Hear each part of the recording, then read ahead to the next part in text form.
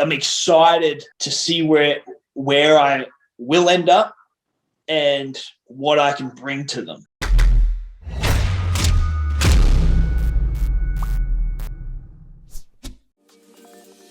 Hey, thanks so much for being here for this one. And a huge thank you to Buddy Murphy just for being so open and honest about like everything during this. By the way, this interview and all of my interviews are available on my podcast first before I put them on YouTube. It's called Insight with Chris Van Vliet. The links are down below, or you can just search for it wherever you get your podcasts. All right, let's get to it. It's me and Buddy Murphy. It's right now. Man, so good to see you. Thanks for joining me on this. It's been a long time coming. I've seen a lot of your work, and now I'm part of the work. So I wish it could be on a different, reasoning, but we're here.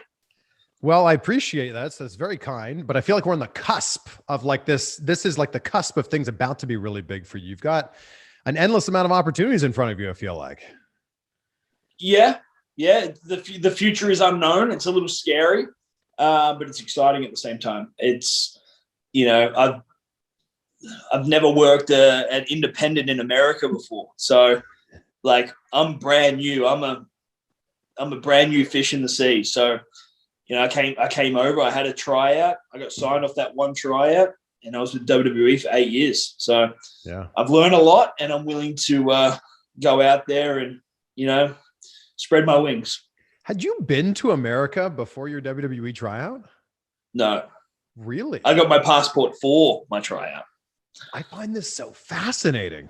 Yeah, it was. I'd never been out of Australia. So, I mean, and I'm not from America. I'm originally Canadian. So I asked this as like someone who went through the whole process. Are you now working under a visa, a green card? What's your situation? It's a unique situation. I'm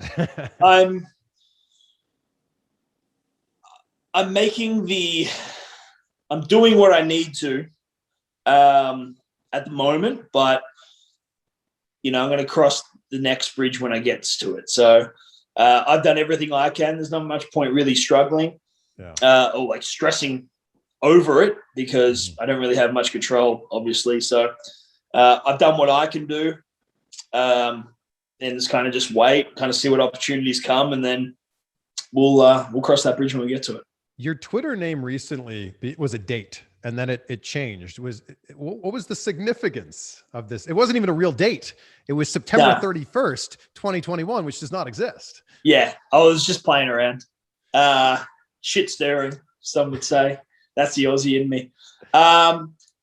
Just kind of playing around. I was like, all right, well, because there's obviously a lot of speculation now that Tommy has gone to AEW with the 90 days, and a lot of people asking about my 90 days. So I put a date that didn't exist, and then people were like weird. And then I changed the date to 31st of August, which is my non-compete ending date. So, I just play around, and, I think my current name's like B Murph now. Like, you know what I mean? Like, so just kind of stirring the pot a little bit.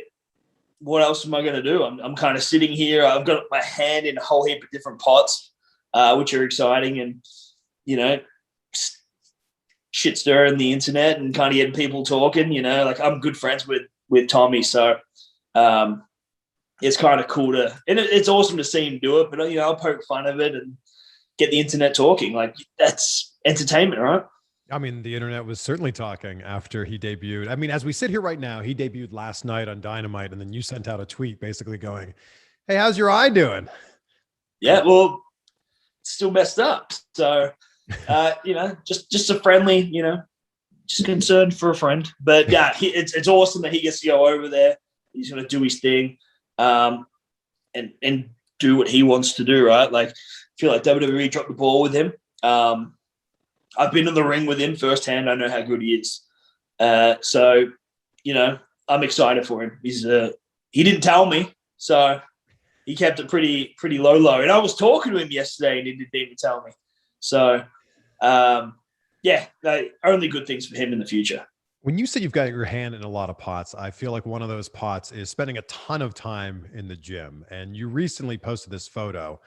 You're bigger than ever now. And as you sit here right now, you're gigantic looking. Oh, I appreciate that. It's the hoodie, but it's so funny. I spoke to someone else. Like, it was a strategically taken picture. Obviously, there's no one else in there.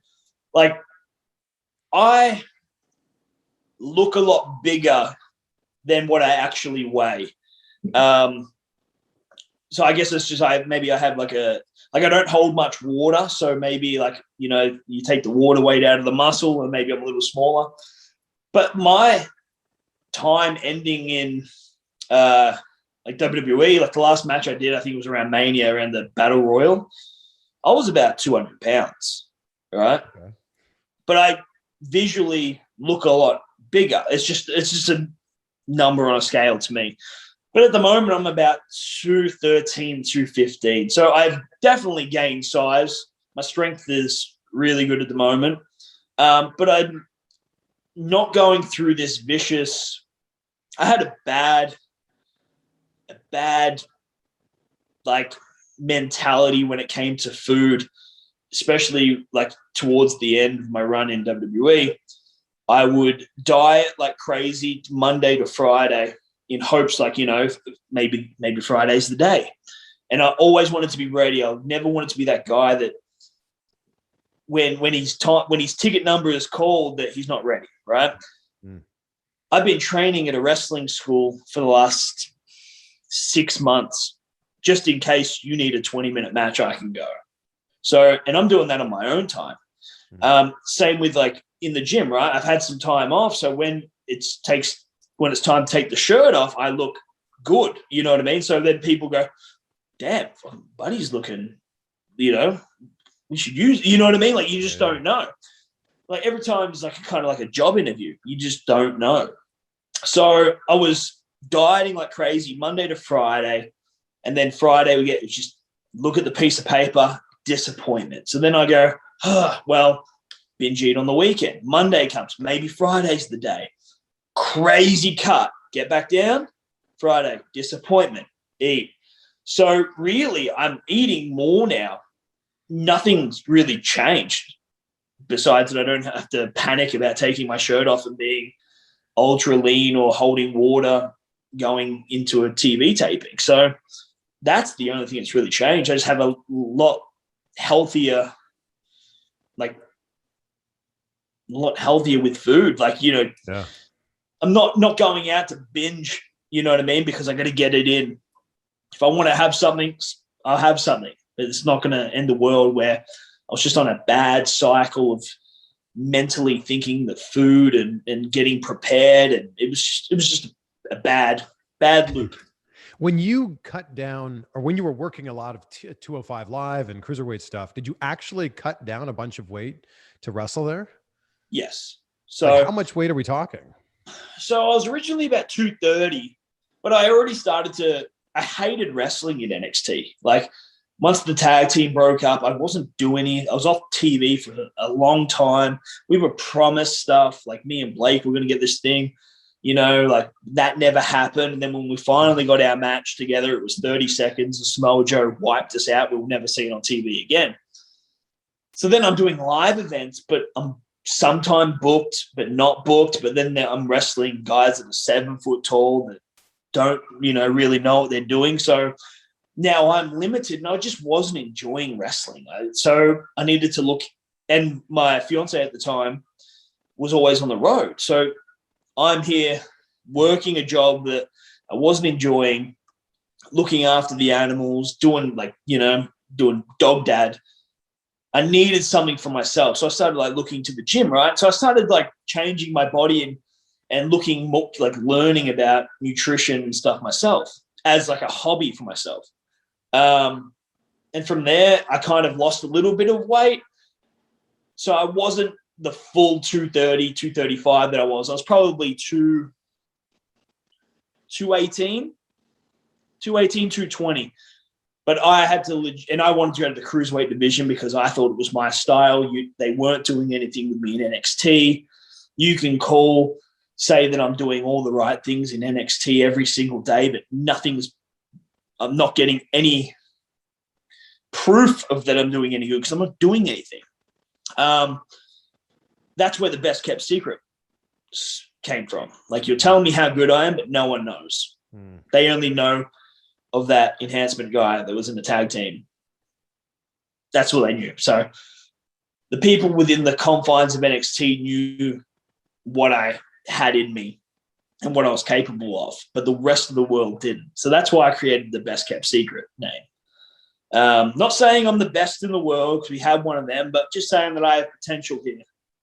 And, just let me do my thing. But I wanted to go to the cruiserweights for a super long time. I was yelled at. I was kicked out of meetings for mentioning it. And then I ended up reaching out to like Adam Pearce secretly via Twitter. And I said, hey, man, I saw that you're doing this tournament. Don't know if all the spots are filled, but would love to throw my name in the hat. Weight's not an issue.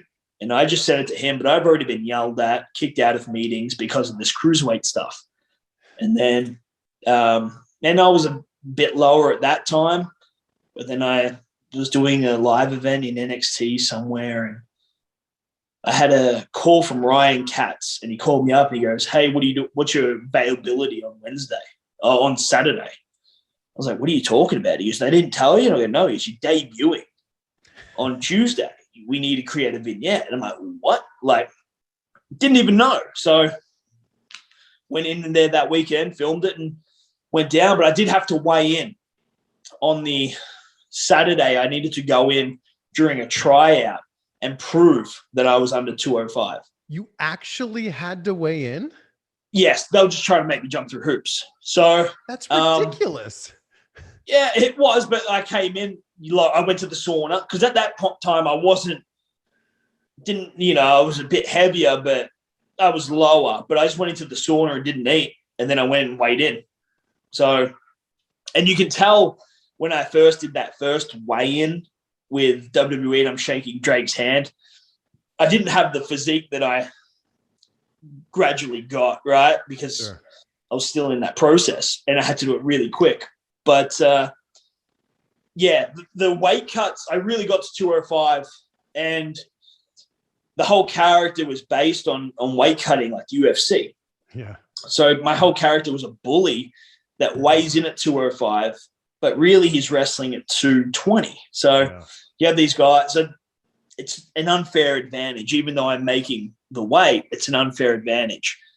So when I would do the weigh-ins on 205, I would, whatever city we're in, would find a gym, work out like we all would, all the cruiserweights.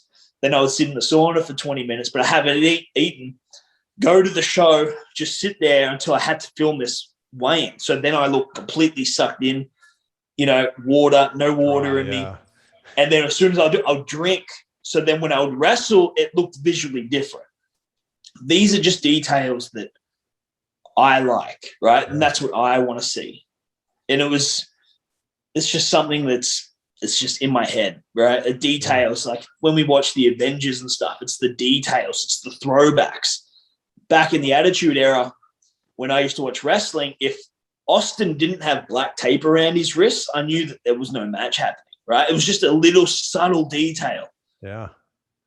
Which I wanted to dot those I's and cross those T's. So I liked that whole looking lean and then being bigger. That was the whole basis of the character. I love those little details. I remember in the Attitude Era, if the pyro wasn't taped to the ring posts, we knew Kane wasn't coming out. It's true. It's a subtle detail.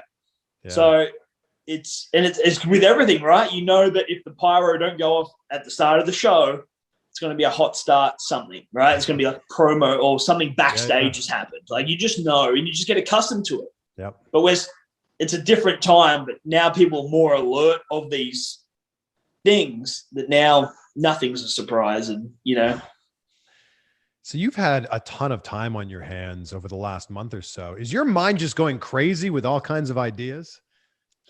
Yeah, they're the pots that I was talking about. So I'm working with a band creating entrance music for myself, which we're both kind of writing the lyrics, and it's my story that's in the lyrics. So it's a notable band. It's the song is awesome. I listen to it at the gym all the time. Then they send me a new one, and then I get caught up in it.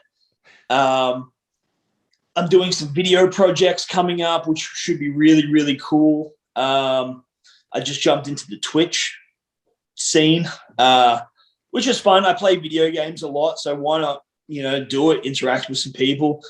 Me and Tommy have done some streams together, and it's people enjoy seeing what they see on television. These two rivals now like coexisting, playing Fortnite or whatever like that. And, we just talk about the stuff. Remember this, remember that. And it's kind of like this cool little throwback that other people are getting like genuine responses. And I enjoy it. Like, I press one little button, go live, and I just play. So, and it's a cool little community I found out. Like, people are quite nice on it. Like, you go on Twitter, they're not so nice, but you go on Twitch and everyone's like looking out for each other. They're like gifting subscriptions so other people can talk. Like, it's kind of like a cool little community. Probably found out pretty quickly that, everything you say on there is also being recorded too. Found that out too. I wasn't expecting like all those kind of clips to kind of come out, but it is what it is. And, it's nothing that I shy away from. Like, it's the truth. I'll do cardio and look at a clip and get up to date with wrestling. Like, there's a lot of content, and maybe it was taken out of context a little bit, but you can't watch all the content anyway. There's just way too much. So if I can do cardio, waste 5 minutes, I'll do it. Yeah, I think the thing that people might have taken out of context was you saying I couldn't watch it. And is that like you couldn't watch it because you couldn't stand to watch it? Or it's like there's too much of it, I just can't watch everything? I think it comes to a bit of both. So, yeah, you can't watch it all. And at the end, I felt like I wanted to wrestle so bad, felt like I have so much I can contribute, whether it's help, you know what I mean? Like, I feel like I wasn't even scratched. Like, I have so much more I can do. And all I want to do is I've sacrificed my whole life to be a part of this company. I have busted my ass for 8 years. In my opinion, I've been a ideal employee. I've never failed a drug test. I've never been late. I haven't had days off. It's just, I feel like I've done so much. And then I'm going to SmackDown and the ring is right there. And we get the card and I'm not on it. I just feel very deflated from it. And it's like, here it is, but you're not allowed. Like, it's kind of like I was sitting in timeout or getting punished. So it just kind of made me feel like I didn't want to watch. Like, you know what I mean? Like, I wanted to. And with no crowd, as we were talking earlier, it's tough. It's tough to watch the stuff. And especially when you've seen it week in, week out. It's just the same thing. And it's got nothing to do with the talent. The talent is amazing, right? It's repetitive.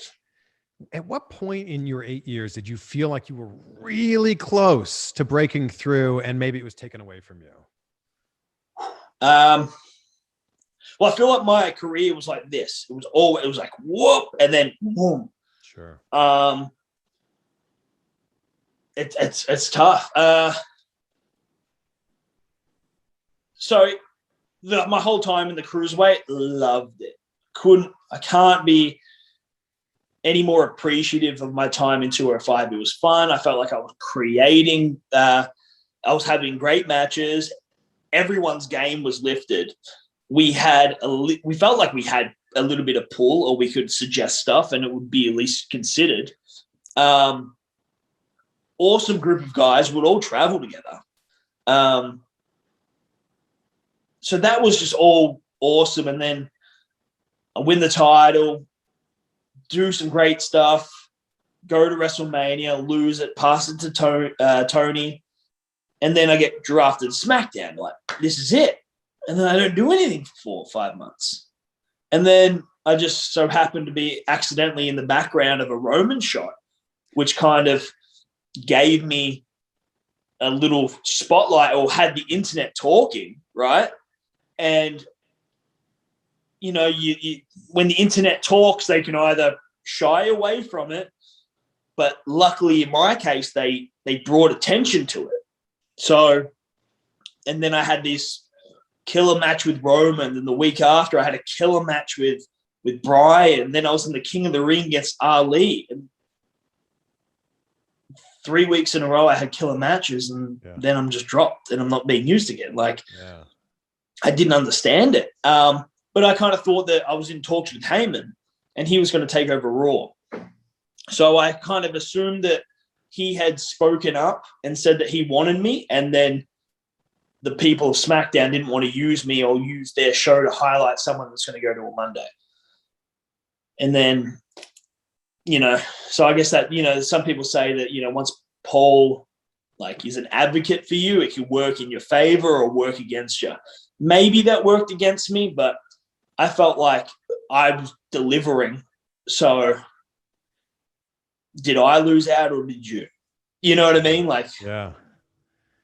I feel like when you mentioned that they dropped the ball with Tommy End, it seems obvious that they dropped the ball with you too.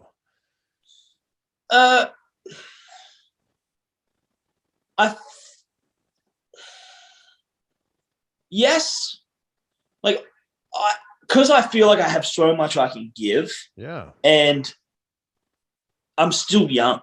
Like, you know, I've been with the company for a while, but I'm still fairly new on the main roster, which you didn't really put your eggs in my basket. So I really wasn't overly exposed. You could still make me wherever you want. But I felt like I was doomed as soon as I beat Seth and I got put with the Mysterios, and we'll kind of, you know what I mean? Like, that was my baby face. This is my big coming out as a baby face. Yeah. And I need four members of a family to help me beat King Corbin. And we cheat. And then I cheat. And that was my big opening to the baby face. Like, you know, love working with Ray, love working with Dom. Aalyah was amazing, but the original idea wasn't for me to go become babyface and go with the Mysterios. The original idea was me to stay with Seth, which I love because I didn't want to be locked down with a person that isn't contacted to a company. And that was a big – and then once they agreed on it, I didn't like it. I knew that was going to be a problem, that I'm associated with someone that's not signed to the company and that has her own ambitions in life. You know what I mean? She's doing her thing. Like, the wrestling thing, she kind of came in for the angle, and, you know, maybe they sucked her in for a little bit, but I was associated with that now. So if she's not on, I'm not on. If I'm not on, she's not on. And then there was a big issue with towards the end of the year, like, I think someone close to the Mysterios tested positive, so they got quarantined, and then they were gone for 2 weeks, and then I had to quarantine because I was around someone that tested positive. So then I quarantined, and then I came back, and then Blake and Cutler had been sent home, and I'm not getting any answers. And then dirt sheets are saying that the angle's been dropped, but I can't get an answer. Ray can't get an answer. I'm messaging Dom asking if Aalyah's got a flight. Like, we had no answers. And Ray was saying that, you know, he's got Aalyah messaging him, hey, Dad, am I needed? You know what I mean? There was no communication. And then I was trying to track down Bruce, and finally I get him. I go, Bruce, what's going on with this Holly? He goes, oh, we've dropped the angle. Okay. Yeah, we need to figure out how to get you away from the Mysterios, and then we're going to insert you in something by yourself. I said, okay, cool. Yeah. Just FYI, love to go back with Seth because the plan was never to leave him. And he goes, all right, awesome to know. I let Seth know, hey, man, like, they want to get me away from the Mysterios. I suggested going back with you. Would love to work with you. Felt like, you know, we could go back into this with a different chemistry right now because I beat you. you look at me as one of your own now. Yeah. And he was like, yeah, cool, man. Like, if someone comes up, like, I'll definitely, suggest it. And nothing ever came from it. They just kind of left me there. And then I did that thing with Cesaro during their promo. And then I came back for 2 3-minute matches. And originally when I was told about those matches, I was like, is this to bring me and Seth back together? Like, what's going on? I guess I don't know for sure, but it looks that way. I'm like, okay. That was just telling me that to keep me happy. Huh. So I did those 2 matches, and then that was it. At what point did they tell you, or how did they approach you and say, you were Buddy Murphy, now you're just going to be Murphy? That was my idea. Okay. But the whole story behind it was never told. So I was talking to Michael Hayes, and he was, Buddy. And I'm like, yo, Michael, what's up? He's like, it's too friendly. It's so friendly. And I said, well, like, maybe I just go back to Murphy. Like, in NXT, it was Blake and Murphy. Like, I don't need Buddy, but, like, maybe because I'm this disciple character and Buddy doesn't fit it, right? Like, Buddy Murphy, the disciple. Okay. So I said, how about I sacrifice my given name for the greater good? So now I'm becoming like a reborn to Seth, right? So your parents give you your first name. That's your given name. Well, I'm giving that away. I'm sacrificing that given name, and I will be known as this, like a number, right? For the greater cause. I'm sacrificing my given name for Seth. He's like, okay. Next week, I'm just Murphy. Never explained. And then the whole idea was that if I'm doing this for Seth, and then once I leave Seth, I come back to Buddy. That was never... I'm just Murphy now. Like, I didn't like that. You know what I mean? That was just a detail that could have explained a lot. The fact that we're talking about it still now, and it was you know what I mean? They're questions that shouldn't have to be answered a year and a half later. Well, there were so many people during that time that lost their first name, Apollo Crews and Mustafa Ali, so many where it was just like they came out and they all of a sudden had a new name. And just like Murphy, it was not explained. Yeah. But I thought that mine was a great reasoning. Yes. Sounds like you know what I mean? And it's just, it makes me more unlikable that I'm willing to sacrifice my name to a jerk. Right. So, yeah. But it was just never mentioned. It was just never brought up. And next thing you know, it's just too late. You can't go back to it. You can't go back to it after you've been called Murphy for 3 weeks and go, oh, no, the reason why, like, they missed the ball with that one. Man, so is there a certain amount of frustration then when you think that things are going to go a certain way and then out of nowhere it's changed and you're not even told? Yes, it is, because like everything that I felt like I was given, I hit out of the park. And everything, even if I wasn't comfortable kissing Aalyah. You know what I mean? I did that because it was my job. And it was going to create more drama in the story. Yeah. And originally when they came, like, there was no kiss originally scripted, and it came back. They went and they talked to Vince about something. The producers came back and they're like, all right. And I'm okay. Like, I'm sitting there and they're pitching it to me, but they're kind of like weird. And they go, and then you kiss her. And I started laughing. I go, fuck off. Like, you know what I mean? Sorry to swear, but I was like, back off.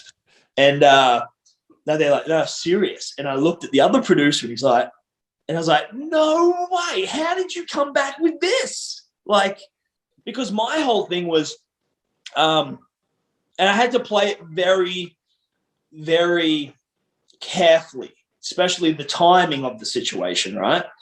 And I said to them that I am not going to express feelings for her, right? I can't pursue her. She has to pursue me because of the age difference. And then you don't make it any easier when you use my birthday as the message, right? So now you've given them information to look, oh, how old is he, right? How old is she? What? Now you're giving them like that bad thing. You just didn't have to mention my birthday. I think them saying, oh, happy birthday, by the way, to bring some real life detail to it.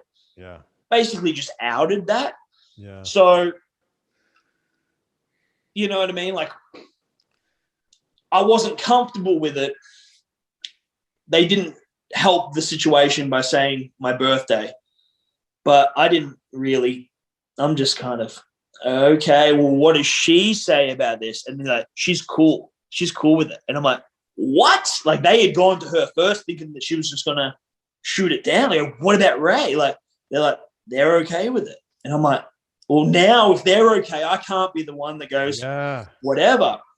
But yeah, I was very, very like blunt with them. I cannot pursue her. She has to pursue me. If I pursue her, I'm a creep. I'm a, pedo, as people would say on the internet. If she goes for me, she's an empowered woman that's going for what she wants. And I said, that's the picture we have to paint, right? And they're like agreed with it. And then I think they sold her on like a Hollywood style kiss, right? And I'm like, I'm not in Hollywood. What's a Hollywood? Oh, like they'll film. We're live on TV. Like, you can't do these shots from behind and what. Like, there's 8 cameras on you. Yeah. Who knows which one they're going to shoot? But if there's a gap, whole thing's done. Yeah. Whole thing's done. Yeah. So we're out there, and like Seth was very, oh man, like this needs to look good. And they're like, they said it looked good and stuff like that. And he was like nervous about it because the whole storyline was riding on this one kiss. And I don't feel comfortable. She's brand new. And, she's obviously, come up with her dad in wrestling. So she knows the ins and outs to an extent. But like, we're out there and we're about to cut the promo and we're in commercial. And I look back at her, I said, this needs to look good.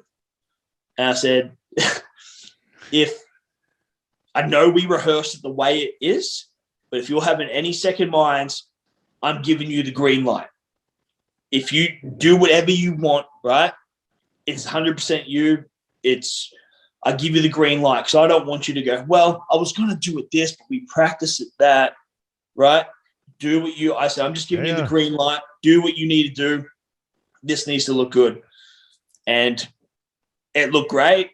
The aftermath wasn't great for me, but, I think that, it's we're both adults. We're acting, you know what I mean? But at the end of it, we walked back, we gave each other a high five, and that was it. You know what I mean? Like, it's... Look, first kisses are awkward regardless, but you're not usually thinking like the entire world is going to see this. Yeah. And having a whole storyline ride on it. Like, yeah, because the whole idea, it wasn't meant to be about us. It wasn't meant to be about me and Aalyah. They didn't plan that. It just got extended, started to get stale. That kind of got involved, and then it kind of became about me and Aalyah. So, because I know that the videos were like some of the most viewed videos in 24 hours, like most views on YouTube. So the ratings were really good. That's why we were on every crossover of Raw. So we're on Raw 3-4 times a night. Yeah. And then they had the idea to bring the whole storyline to SmackDown. And that's why we all got drafted to SmackDown. Seems like there was so much momentum that they could have used here to turn into something. I think that once I did that, like, so my original pitch was I didn't want to turn back. I wanted to go back with Seth, right? And I thought that in my ideal world was that we go either two ways with it. Like, maybe it comes out that big blow-off match, but I'm kind of in between. But I'm with the Mysterios because I've already fought Seth. And Aalyah, like, the kendo stick was such a big part of that story. So maybe they're both going for it, but Aalyah steals it, just in time before Seth gets on it, but they're both like miss it. And then I'm like, Aalyah, pass it here. Like, they're going. I'm like, so then it becomes Seth going, give it to me. Her dad going, give it to me. And then me going, no, give it to me. Like, You know what I mean? And she's all she believes everything. So she gives it to me. And then I go to I throw it over. And it just goes over Ray's hand. Seth gets it. We get the win. Seth embraces me again. So now I got what I wanted, and I finally, because everything that Seth was doing to me was a lesson. Because that was the original thing. It was like, I'm taking, like, it's like he was my dad, right? And he was like beating lessons into me. Like, he didn't mean to hurt me. He was teaching me a lesson. And then the idea was like, once I do that, like, Aalyah's heartbroken, right? And then we're like, come with us. Come. And then we can either go two ways. She can join, and then we bring her in. She's turned on her family. I bring her to the dark side. And then Seth goes off. My whole idea was that he gives me the glove. And then I become the Messiah while he goes away. And then we start recruiting, and then he comes back. He kind of wants the thing back, but now I've had a taste of power. I don't want to give it back. So then we get into a thing. He becomes baby. We do something to Mania. Or I hug Seth. We embrace her. She leaves, storms out. I don't care anymore. I got back with the guy that I want to be with. So now I'm an asshole. And then we never see Aalyah again because she's not signed. And if she wants to do whatever, she never see her in SmackDown again because she never wants to see my face again. Because I had broke her heart and threw it on the ground and stood on it. Right? So then I'm where – but that's not what happened. But look, the fact that you've put this much thought into what could have possibly happened makes me so excited for when you can go and like explore and do whatever you want in a few months here. Yeah, I'm excited, man. Like, I haven't, obviously it's still a little while before I can get back out there, but you know, like I said, little pots, you know, come out with a bit of an impact and you know, like I said, man, I don't think I've been touched. I think I have so much to offer. I'm excited, you know, to see where I will end up and what I can bring to them, because I believe in my heart of hearts that I have a lot I can give. And I feel like, and I keep saying it, but like, maybe it's just a belief in myself, but man, I'm 32 years old. Like, I'm ready to go. And I think that most fans would agree with you. Have you thought about what your name's going to be when you're able to work again? I've thought about it. I'll probably release that later on. So it's like a big reveal, like kind of like a package. But yeah, I'm sure it's going to get, you know, people that agree with it, people that disagree with it, you know. It's you're never going to win everyone. That's the thing. And like, you know, Alistair or Tommy End or whatever we're Malakai, calling him, yeah. You know what I mean? Like, like to me, like, you know, I'm sure that there's positive, there's negatives, there's in-betweens, there's, you know what I mean? But yeah, we'll see. But I'll probably release it. I have a project that we're probably going to get to next week, which I'm excited about. AEW seems like a great place for you. And you've mentioned a few of your friends that are there. I mean, Tommy's there, Andrade's there. These are people that you've worked closely with. I feel like you'd have the opportunity to do whatever you want there. I'm excited. I'm excited for the, you know, for the possibility. I think I could do some great stuff in Impact. I think I can, you know, I got friends there like Sami Callihan. You know what I mean? Like I'm pretty sure I wrestled like 9 dark matches on NXT with Sami Callihan in a row. Like Ring of Honor, you know what I mean? Some of my guys, my friends back home are signed with Ring of Honor. Like, that excites me, you know, being with some people that I used to, you know, ride the streets with in Australia. Like, it's exciting, right? It's an unknown. But I have, you know, just under 2 months left. So we'll see what comes. I'm excited. All I know is that when this new theme song hits, wherever it is that you debut, everybody's going to go, my God, Buddy Murphy is gigantic. Oh, well, hopefully I'll release it and we get it on iTunes beforehand because it is a good song. Okay, well, the song, maybe we'll hear the song before. Like, I don't want to go past the song. The song is very, very good. But like when Matt Cardona showed up on AEW, he just looked huge. And I think that was the big talk was like, look how much time he's been spending in the gym and look how much time he's been spending dialing in his nutrition.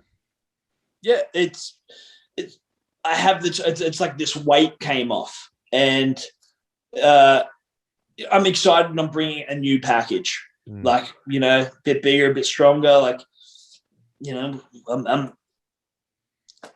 there's so many unknowns on stuff. Like because I've done a lot. Like, and I want to, you looked at my looks in WWE. I've gone from this 205 guy with ripped up shorts and, smug into a disciple with, long tights, the long sleeve, not moving, very stoic. So it's, I've done multiple things. Maybe I'll take a bit of everything, you know what I mean? And we'll create a more muscular package.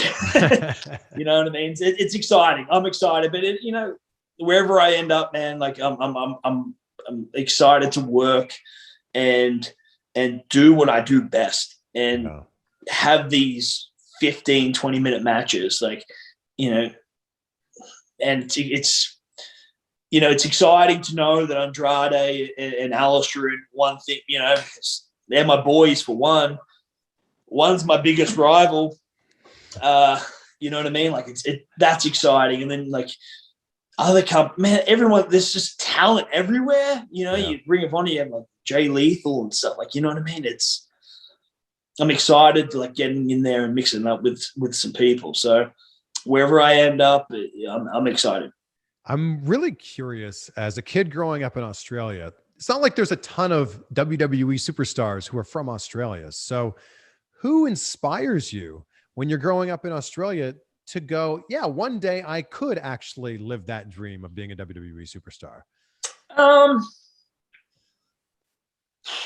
So like one of my like youngest moments of like stands out, like Kane ripping off the door of the Hell in the Cell. So that stood with me.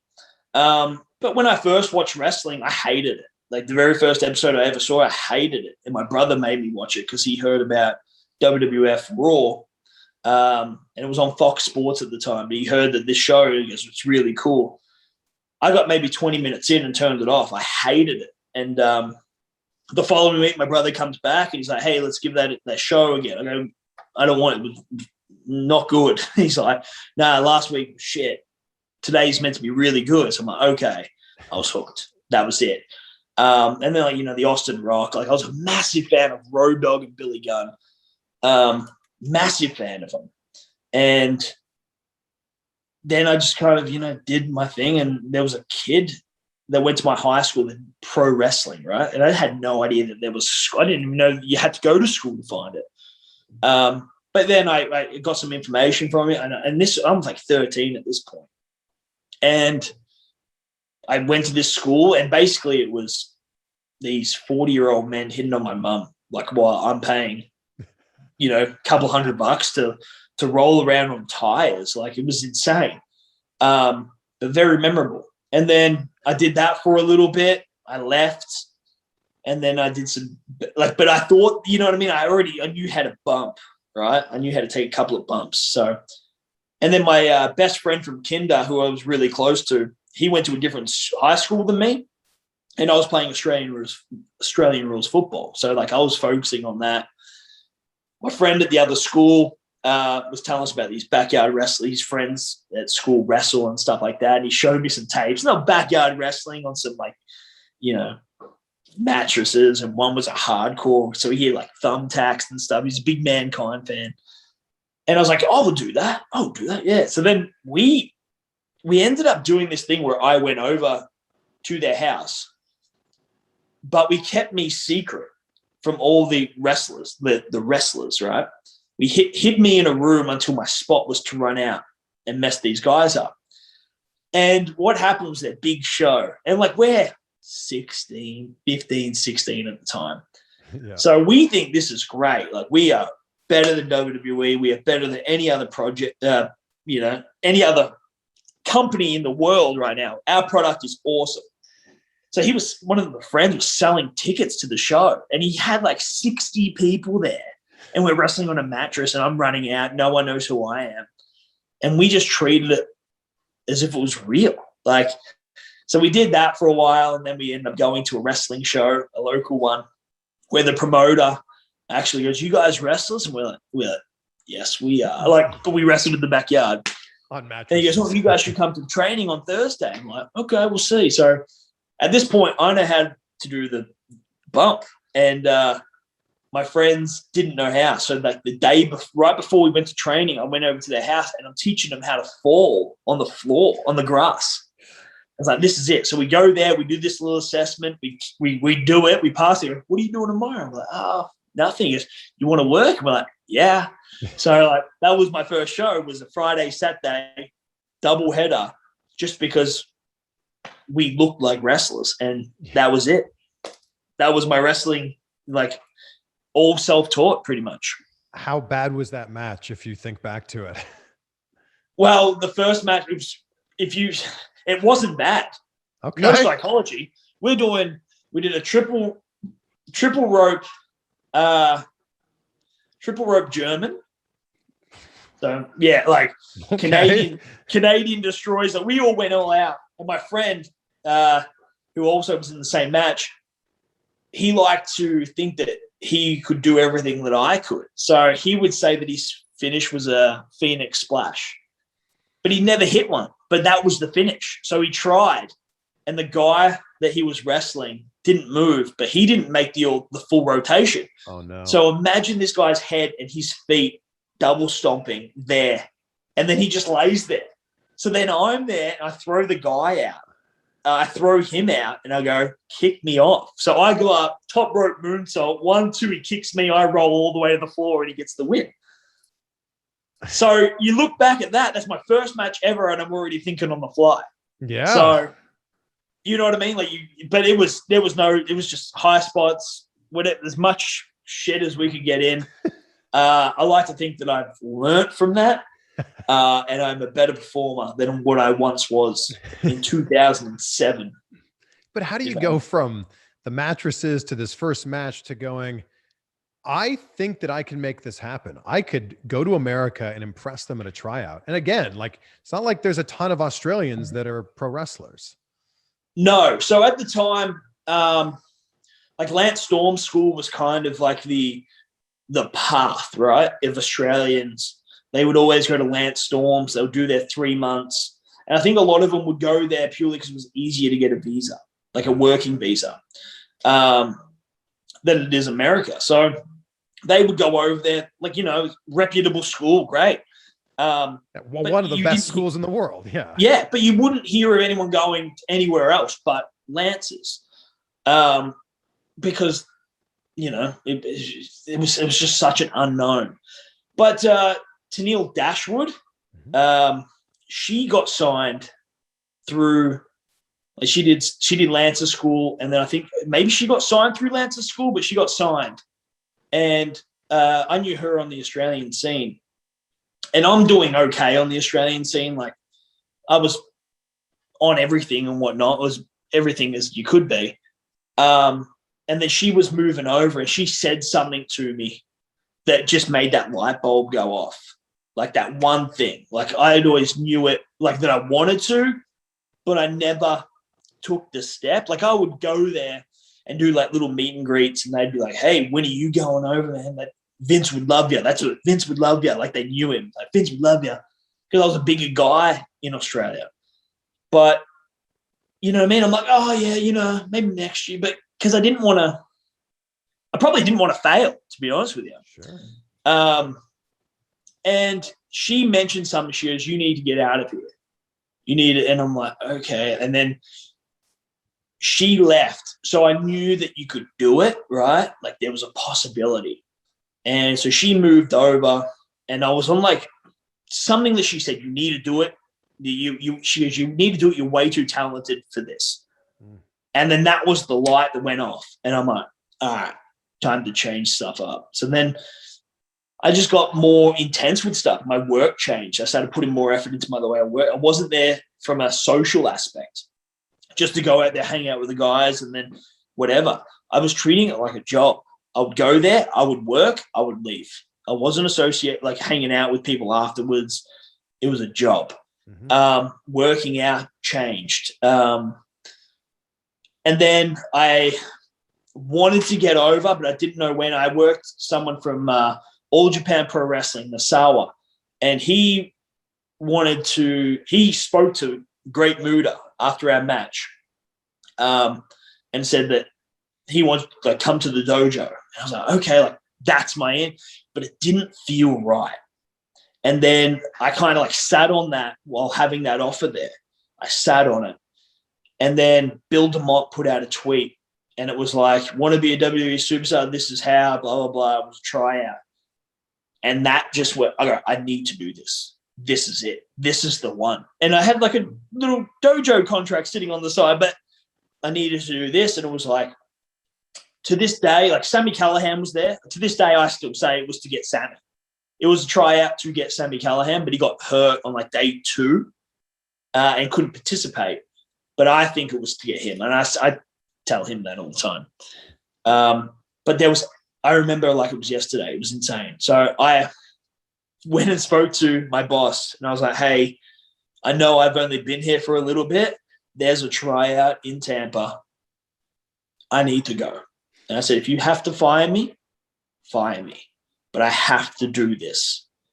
And it was like the first time I had to die on my own sword, right? Like go there, spend everything, not come back to a job. But I had to do it. So he agreed, and he goes, yeah, you can come back. You have 2 weeks. That's all you have. I was like, okay, sweet. Training picked up. I paid $3,000 for the tryout. I paid $3,500 for my flight. And then, like, obviously accommodation and stuff. So we get there. I left on my birthday. So I flew over. We're in the back of this plane. It's the first time I've ever been overseas. We're in the back of this plane. Like, it was crazy. Like, you know, when you see those movies, like when they go into India or something like that, there's like, it's just like everyone's standing up, leaning. It was like that. It was crazy. Yeah.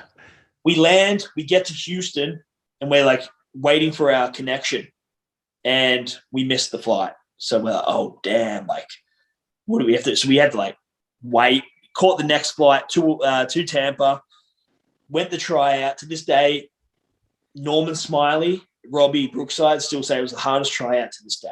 There was 85 people. It was 4 days of hell. Guys were falling like flies. It was the first 3 days were like in ring. Last day was promo. And like Dusty was there. It was beyond anything that I can even, like, I've never been through that, but I was so focused, right? Everyone's falling. Like, we had NFL guys falling on top of us. Like, we're like, what the hell's going on? And the number slowly started getting down, but it was 85. Like, these guys would like knock us out of the way. These big, beefy, like football guys would just hit us out of the way. And nothing was breaking me. And I was in this killer instinct mood. And then at the end of the 4 days, they said, oh, thank you for everyone coming. The winner of the tryout is Matt Adams. And I'm sitting there, and I had my friend who decided to come with me, and I'm just sitting there, and he starts hitting me. He goes, that's you. And I'm like, what? And he's like, that's you. And I'm like, and everyone starts clapping. Yeah. And everyone's like super happy. I go over, I shake their hands. And then I'm waiting up there. And then they're like, everyone else is like, yeah, clapping. And then they stop and they like, look back at the coaches. And then they go, that's it. And then everyone just looked at me. And I instantly became the biggest heel in the room. And maybe 4 people stayed back and congratulated me. That was it. Wow. And then I came back, and it was the first time my parents became, I told you so. Like, they hated wrestling. It was always get a real job, because I couldn't hold a real job because wrestling was number one. And if I had $100 in my account, I was good, right? If I dropped under $100, I'd panic.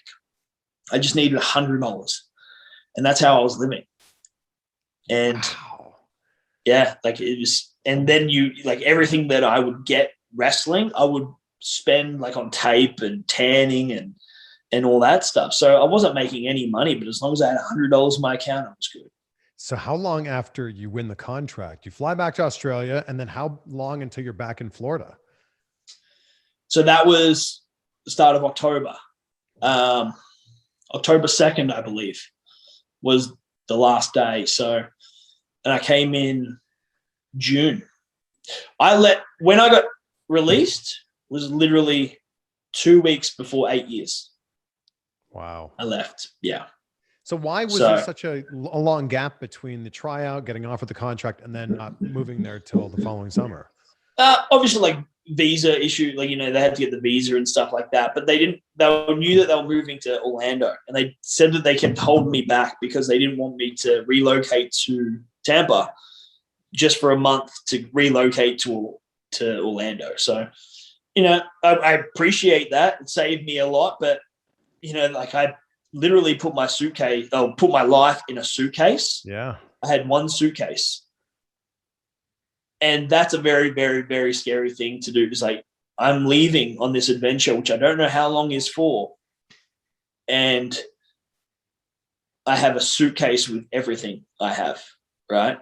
And the scary thought was, like, once I got released and the visa stuff, that it would be potentially ironic coming to America with one suitcase, staying for 8 years, and then leaving with one suitcase. Because what else am I going to do? Well, that's obviously not what's going to happen here. Well, fingers crossed. But it's kind of crazy, right? Like you do 8 years, and then you could potentially be leaving the same way you came in. Like, yeah. You know what I mean? I'm sure you have more than 2 pairs of shoes, right? So imagine you had to pack your life up and you have 10 pairs of shoes. You know what I mean? You have to narrow it down to 1 pair of shoes to bring to your next life for no reason. Like, you know what I mean? For a budget cut. Yeah. You know what I mean? It's disheartening when you break it down like that and you give it straight, but a budget cut could potentially, cost me my life. I have dogs. I own a house. You know what I mean? Like, yeah, well, you have an entire life there. That's what I mean, and that's the very disheartening part.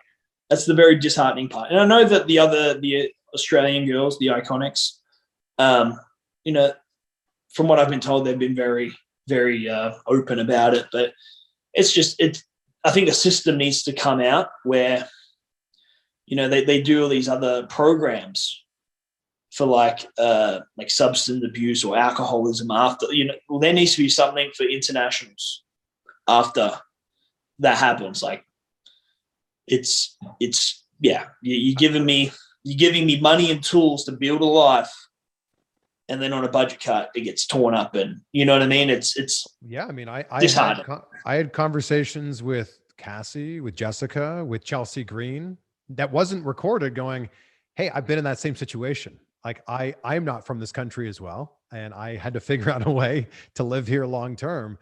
And I understand it is not an easy process. Yeah. I'm like I said, I'm making progress. Jess and Cass have been amazing, helped me out. They're suggesting people that they've worked with, which has been tremendous. So I can't thank them enough for that. But making the steps, but hopefully it doesn't come down to it. And on the end of August, we can see what comes my way. Is there also someone on the inside at WWE that will help you with social media? Like they got their social media name switched like that. Your social media name still has WWE in it.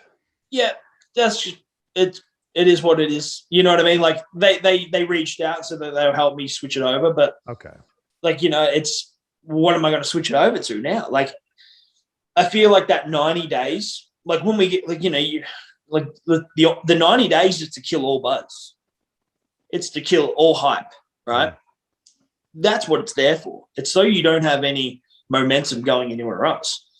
So I'm not gonna, so to speak, blow my load in the first week. I have to expand this over the 3 months. Like that's why I dropped the photo, the progress photo.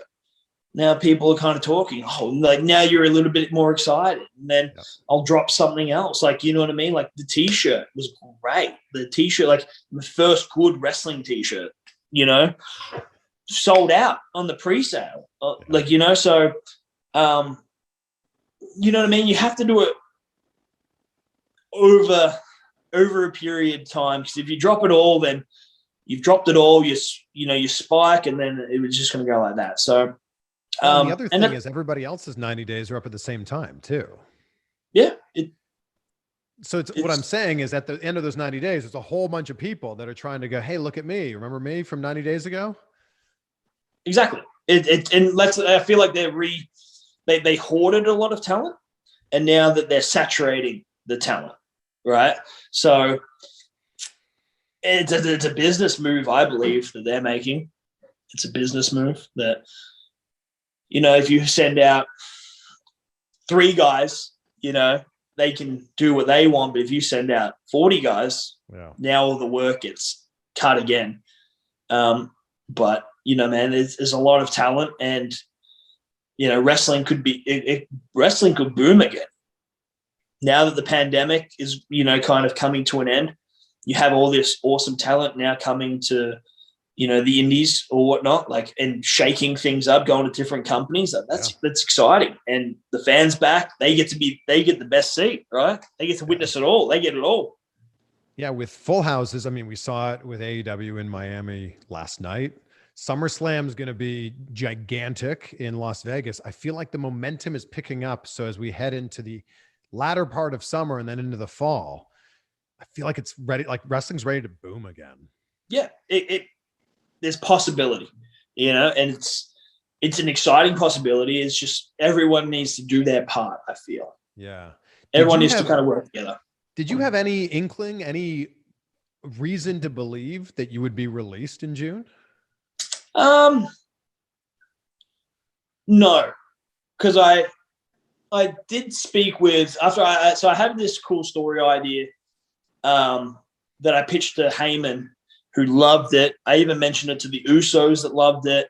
And it was basically to get me as not as a part of the bloodline, but to be an associate of Paul. So I don't take orders from Roman, but I do his bidding because Heyman asked me. So it's like a little sub story on the side of Heyman. And I'd be like a Judge Dredd. So I was going to be like a mixture. Big boss man, Judge Dredd for Heyman. Don't worry. He's got it. I've got you. And then he sends me out to do it. Heyman loved it. And then I ended up having a conversation with Hunter while he was at a SmackDown taping, and just mentioned to him that, I pitched this idea to Heyman, loves it. We'll see where that kind of goes. I understand that needs to go through a particular ranking, and get approved by Vince. But if nothing comes from it, maybe I come back to NXT. You know what I mean? I never had a run in NXT as a singles guy or with the steam that I have behind me and the portfolio that I've created on 205 and whatnot. Maybe I come back to NXT and try and take my cruiserweight title back. And then there's an inside story with a guy coming down going, no, this is mine, and then I can do my thing over there. And Hunter agreed, he loved the idea. He had said that, he asks, there's 3 or 4 guys on his that he asks about regularly. What are we doing with these guys? And I was on that list, and he said he couldn't really get an answer, you know what I mean? Because in the way that I look at it is, I guess Vince looks at us as, and I don't want to say it in a condescending manner, but looks at us like toys, right? He doesn't want to give his toy to help because in his eyes, I guess that he sees us as WWE superstars that he created, and he doesn't want to give his creation to help something else. Yeah. That's kind of how I felt having that conversation. And he goes, but I'll keep asking. They're going to do some shake-up stuff because I'd definitely love to have you down there. It's we'll give you a new coat of paint. Cool. All for you. So just hover around, I'll keep in contact and whatnot. I said, okay. So having that conversation, I felt like, well, if there's nothing here, that's definitely an open door. It's just depends on when. When they do the shake-up. Didn't happen, obviously. But again, all of this leads to like, there's a lot of exciting times ahead for you. Hopefully. Stop I'm saying excited. hopefully. You're gonna. I'm just, it's just like one of those things. Like, you don't want to get your hopes too excited. You don't want to set your sights on one thing and something happens on the other side. So I'm just going through it, and whatever happens, whatever's presented my way, I'll take it all and go where I think that I could thrive the most, where I could help the most, and just exciting stuff. I mean, if you stay healthy and injury-free, I would have to think you're writing your own ticket. Oh, I appreciate it. Well, it's a definitely fact. healthy. So I feel like I'm staying healthy. I'm feeling good. Like I said, I train weekly at a wrestling school, so I'm conditioned to go. Like, if you said, "Hey, we need you on Friday for a 25-minute match," yeah, I'm good. Let's go. I think we'd love to see a 25-minute match with you. It's been a while. I know. It's been a long time. Speaking of been a while, this has been a lot longer than I promised you, but so I want to be respectful of your time, because this is all good. It's been a great conversation, and we've learned so much about you and the potential for you. This is so exciting. I appreciate it. No, I appreciate you. And I'm curious, in your path in WWE, what was the best advice that you feel that you were given there? Whew. Best advice. It's tough because I used everything as like a learning. Everything I did was I stripped down and learned. So when I would like finish a match or whatever, I didn't care about what I did good. I didn't care what was shit. You know what I mean? Like, because that's only going to make me better. I don't need to hear the good things. I need to hear the bad things, and then I fix them up, and I only become better. Seth was massive on just like learning stuff. So with Seth, we would get thrown something, and then I would be like, "Hey, what about blah, blah, blah, blah, blah, blah, blah?" And then I'd see what he hit back at me, right? Whether it was good, I'm like, okay, cool. Or I think blah, blah, blah, blah, blah, blah, blah. And I'm like, okay. So then I would break that down and go, all right, why did my mind go A? And why did his mind go B? Like, why are we on two different wavelengths? So I would do that nonstop. And I don't know if I annoyed Seth by asking him all these questions but I was literally, character-wise, literally and figuratively, his disciple. And I took everything as learning. And like working with Roman was a massive, like, he was like the guy that, you come off doing the cruiserweight stuff and, you have that stigma of moving fast. He was like the guy that slow down. Like, you know what I mean? Just let me sell. Okay. And like, he opened that up, like, don't be afraid to sell. You know what I mean? Like, you do less, get the thing over more, and then it makes so much more sense to me now, you know what I mean? But when you see it and you experience it. But man, like, just advice, I couldn't tell you. My best advice I give is just die on your own sword. You have to die on your own sword. There's no point, like in my instant, working in NXT, doing something, just going through the motion, not enjoying it, and then nothing's progressing, and then I get released. You know what I mean? I did everything you told me. I wasn't enjoying it, and I got the shit end of the stick. Yeah. But if I go, hey, I'm wrestling like this, I'm having fun doing it, I feel like the crowd is enjoying it, and you release me, well, at least I got released doing something I liked. Yeah. So, and it's inevitable you're going to get released. Everyone's getting released. It's just, Austin was released. You know what I mean? Like, everyone's been fired. Everyone's going to get that call eventually. But you know what I mean? It was a weight off my shoulders. Like, now it's all I want to do is perform, and I want people to,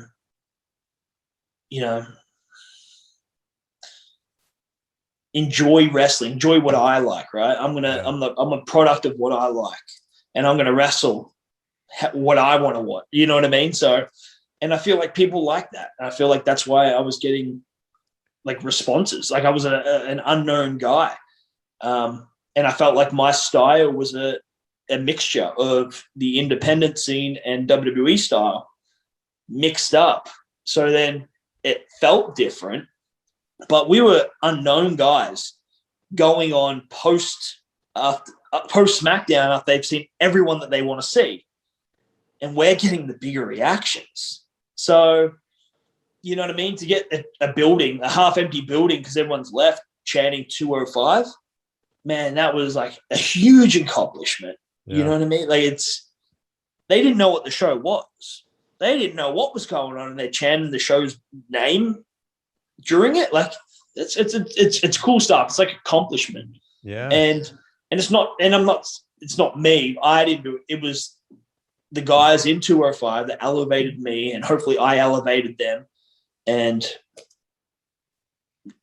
you know, we create good content. We have fun doing it. I want to acknowledge you for like betting on yourself. And I think that so many people are scared to do this. And when you look at your career path, you lived on the other side of the planet, bet on yourself to come to America, to win that contract with WWE. And as you put it, to die on your sword. And I think it's so like, it needs to be acknowledged that you've taken all these, not steps, massive leaps to get to where you're at in your career.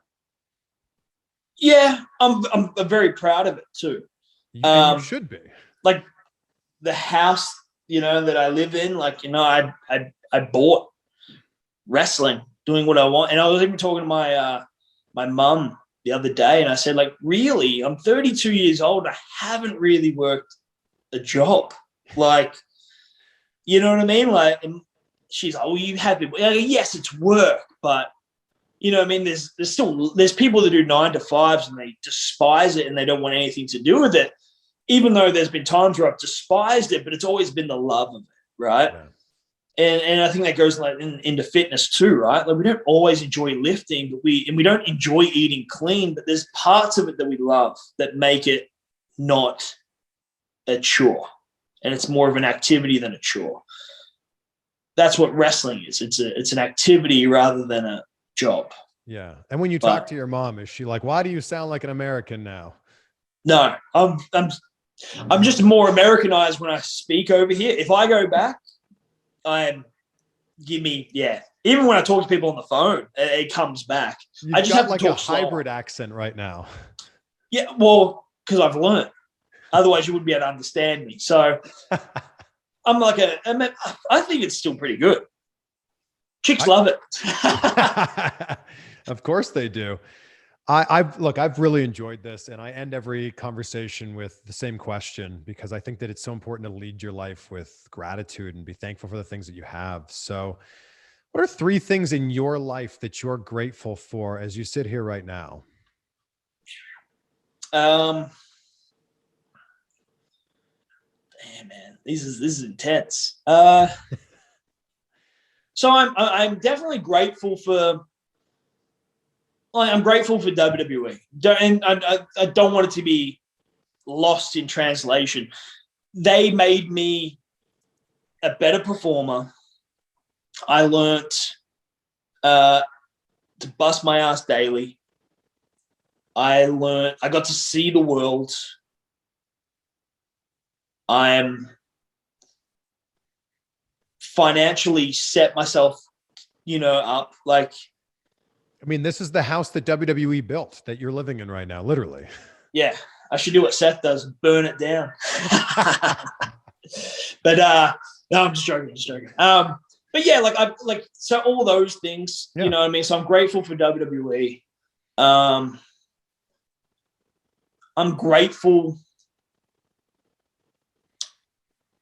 It sounds weird, but I'm grateful for Alexa Bliss. Like, she was a massive pivotal point since I've lived here. She's massive. We share dogs together, so they're my family. And pigs. So, sorry. And pigs as well. Yeah, rest in peace, Larry. I was actually looking at photos before of Larry when he was little, and I was like heartbroken. And then you're like, "Are you ready?" I'm like, shit. But no, but like she's been pivotal. She was with me when I hated it, and we had the ups and downs. So she's riding that roller coaster too. But I don't think that I would have lasted as long. She helps me, obviously. She was just that shoulder to lean on when stuff got hard, and so I'm definitely thankful for her. Dude, another one. I'm